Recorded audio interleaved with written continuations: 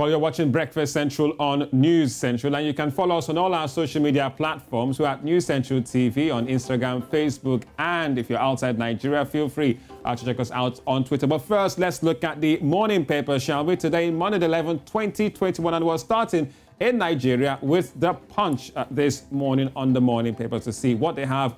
Lots of flood, lots of water on the front page. Right. Now, the Punch has a story that talks about fuel subsidy. Now, there was a rumor going around over the weekend of people needing to buy more fuel because the Nupeng workers might be going on strike. But now we can see this on page 2. Why federal government can't remove fuel subsidy now. NNPC, marketers, experts are coming out to say more on this. It will be disastrous to remove subsidy without refineries working. That's the IPMA that is coming out to say this. You can go to page 2 of the Punch for more details on fuel subsidy. Now, you can see this picture here. I mean, it rained over the weekend. I know my part of Lagos was quite rainy. And we can see this water. This is a road. This is a major road we're seeing in Songo along the Lagos-Abeokuta Expressway in Ogun State. Now, it is so flooded that some vehicles have water getting into the inner part of their vehicles. And this is a very sad one. But you can go to page 5 of the Punch for more details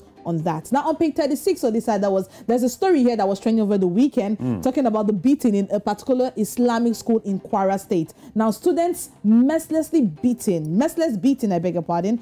Kwara orders Arabic school's head suspension, raises panel. That's on page 36. On page 5, man arrested for allegedly defiling a 13-year-old neighbor's daughter as wife goes for vigil. A very sad story, but more on that from the Punch. Well, still sticking with Nigeria, and we can go to the Daily Trust, another paper this morning in Nigeria. So it's all about Benue Borno IDPs, and the headline goes, sacked by insecurity, fleeced by aid workers. So it's a story of how sharp practices worsen the matters, with officials denying neglect charges, and female IDPs will survive through prostitution in Borno. That's the writer there, and says we built 10,000 houses for them. So it's a bit of a claim and counterclaim between IDPs and aid workers. Find out more on the front page of the Daily Trust. And there's also a picture of, really grim conditions of women and children and how they're living poor conditions on the front page of their paper. Also at the top left, electoral bill, Senate Representatives Committee to meet this week for harmonization. And there's a quote for Sibajo, the Vice President, saying this is not the time to break up Nigeria. We'll find out more on the front page of the Daily Trust. Now we move to Tanzania. We're looking at the Citizen paper this morning.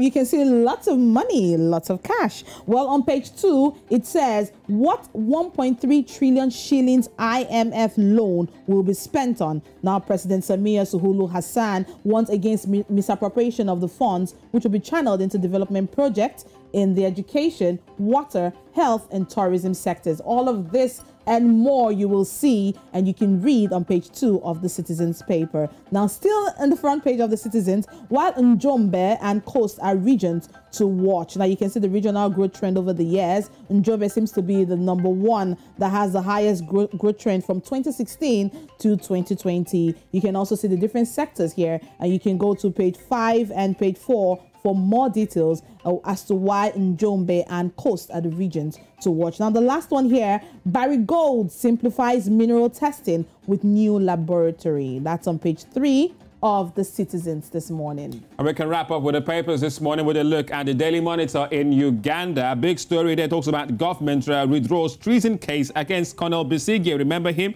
As that's Dr. Colonel Besigye. The story goes discontinued. A 4-time presidential candidate was arrested back in May 2016 and charged with treason for allegedly, swearing in himself as the president following the elections that year, in which Museveni, as we all know, was declared winner. So the case against him for treason has been withdrawn. Find out more on the front page. Also, it's a Monday morning in Uganda, but it looks like 2 become 1 from Sunday afternoons. It's all about the artist Nubian Lee. He tied the knot yesterday with long-term partner, and it's a bit of purple, fine-looking couple, and the bridegroom and the groom's trail as it follows. So hold out more on the front page. A bit of Godwin goals this morning.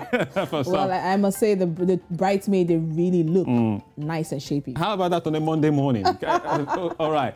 Well, there you have it for the front pages. Well, up next is our top stories right here on Breakfast Central.